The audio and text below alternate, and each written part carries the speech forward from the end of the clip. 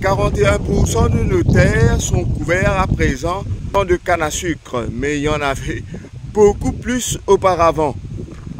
En 1880, les propriétaires sucriers ont commencé à morceler leur terrain puisque le secteur du sucre commençait à se lamenter un petit peu sous le poids des épidémies, sous le poids des cyclones et d'autres problèmes qui touchaient le secteur. Donc lorsqu'ils ont commencé à morceler ces terrains-là en 1880, du moins une partie des terrains, à ce moment-là, beaucoup de travailleurs engagés, ils ont acheté les parts de terre.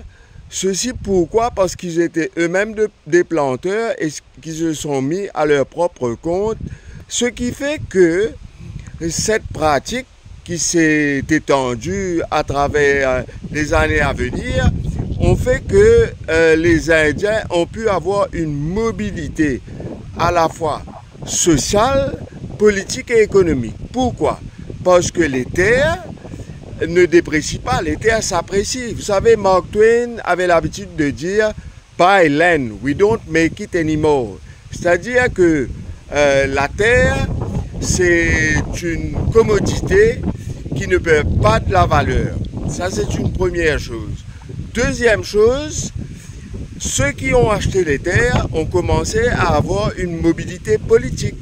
D'autant plus qu'il y avait des personnes telles que le docteur Eugène Laurent, Manila le docteur, et après l'arrivée du Mahatma Gandhi en 1901, il y a eu quand même une prise de conscience des immigrés indiens pour intégrer la vie politique du pays.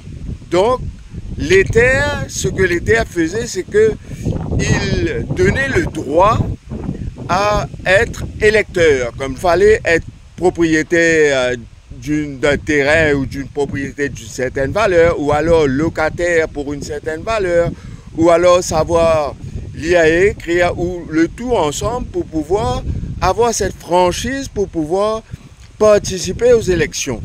Et c'était dans la Constitution de 1886, et cette Constitution n'a changé qu'à partir de 1948. Donc, vous voyez, quand ils ont pu être propriétaires de terrain, à ce moment-là, ils ont pu voter et évidemment, le pouvoir politique est relié à cette histoire de possession de terre. Ce pouvoir social, lorsque vous possédez des terres, si vous avez besoin des finances pour voir aux études de vos enfants, vous pouvez vendre une partie de vos terres et à ce moment-là, les enfants peuvent faire des études et de cette manière-là, grimper dans l'échelle sociale. Alors voilà, les morcellements à partir des années 1880 ont quand même eu un gros impact sur la mobilité sociale de ceux qui achetaient ces parcelles de terre-là.